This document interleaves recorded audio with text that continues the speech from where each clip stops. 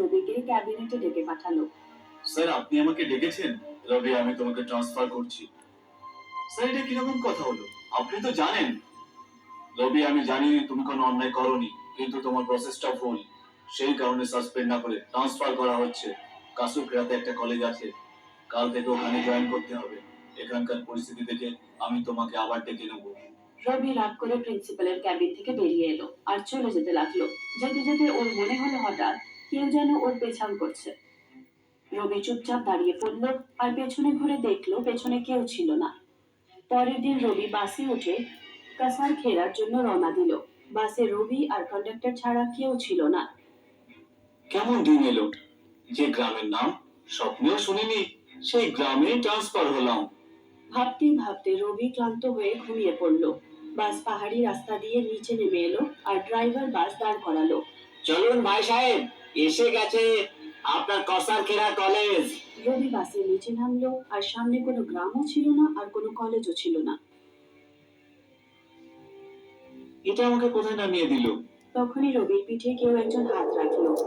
রবি চট করে পেছন ঘুরে দেখলো যে পেছনে পিয়ন দাঁড়িয়ে ছিল। নমস্কার স্যার, আমি শিবা, আপনাকে নিতে এসেছি। কলেজটা কোথায়? আসুন আমার সাথে। রবি পিয়নের পেছন পেছন গেল। পিয়ন তাড়াতাড়ি যাচ্ছিল। রবি আবার অনুভব করলো যে কেউ যেন ওদের পেছনে করছে। রবি দাঁড়িয়ে পড়ল আর পেছনে ঘুরে দেখলো যে পেছনে কেউ ছিল না। রবি সামনের দিকে ঘুরে দেখলো, তখনও খুব আশ্চর্য হয়ে গেল। সামনে পেয়নও চলে গেছিল। এসব কি হচ্ছে আমার সাথে? রবি একাই এগোতে লাগলো আর ওর মনে হলো আবার কেউ পেছনে আসছে। রবি চট করে পেছনে ঘুরে দেখলো যে পিয়ন আসছে। হঠাৎ করে কোথায় চলে গিয়েছিলে? টয়লেট করতে গিয়েছিলাম। চলুন। হাঁটতে হাঁটতে ওরা কলেজে পৌঁছলো। কলেজটা খুবই ছোট্ট আর পুরনো ছিল। ছেলেদের হল্লার আওয়াজও পাওয়া যাচ্ছিল। মনে হয় ক্লাসে গিয়েই ওদের মুখ বন্ধ করতে হবে। যাই করেন না কেন, ছেলেদের গায়ে হাত তুলবেন না। কেন?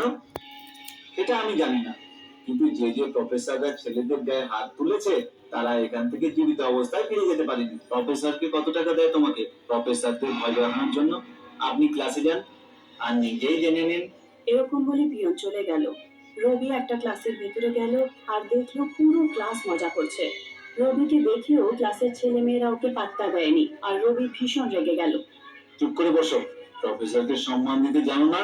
এটা শুনে একটা ছেলে দাঁড়িয়ে পড়লো আর বলল, সে কি প্রমাণ আছে যে আপনি প্রফেসর? যা, আগে গিয়ে আই কার্ড নিয়ে আয়। এটা শুনে পুরো ক্লাস হাসতে শুরু করলো। রবি প্রচন্ড রাগে ফেটে পড়লো।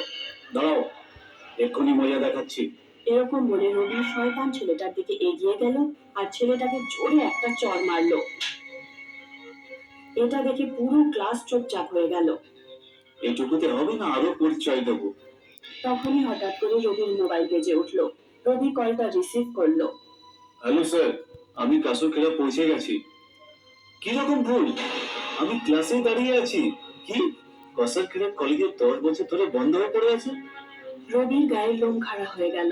ও সামনে দেখলো যে পুরো ক্লাস ভূত হয়ে গেছে। এটা দেখে রবি কাঁদতে শুরু করলো। তখনই দরজা দিয়ে পিয়ন ঢুকলো। সেও ভয়ঙ্কর ভূত হয়ে গেছিল। আমি তো বলেছিলাম, যে ছেলে মেয়েদের গায়ে হাত দেবে সে জীবিত ফিরে যেতে পারবে না। কে তুমি? আমি কি ক্ষতি করেছি তোমার? আমরা সবাই প্রফেসরের টর্চারে বিরক্ত হয়ে আত্মহত্যা করেছি। আমরা সবাই আলাদা আলাদা কলেজের স্টুডেন্ট, মারা যাওয়ার পরে এক জায়গায় হয়েছি আর একসাথে প্রফেসরের শিকার করি। তুমি এখানে নিজে আসনি, তোমাকে এখানে আনা হয়েছে। বারবার তোমার পিছু করা, মাঝ রাস্তা থেকে বাস থেকে তোমাকে নামিয়ে আনা, এই সবই আমরা করেছি, কারণ তুমি আমাদের মতো অনেক স্টুডেন্টকে টর্চার করেছো। পুরো ভূতের ক্লাস চিৎকার করতে শুরু করলো আর ভূতেরা রবিকে ঘিরে ধরলো। রবি অনেক চিৎকার করলো, কিন্তু কেউ ওকে সাহায্য করতে এগিয়ে এলো না আর ভূতের হাতে রবি মারা গেল। মরুভূমির পাশে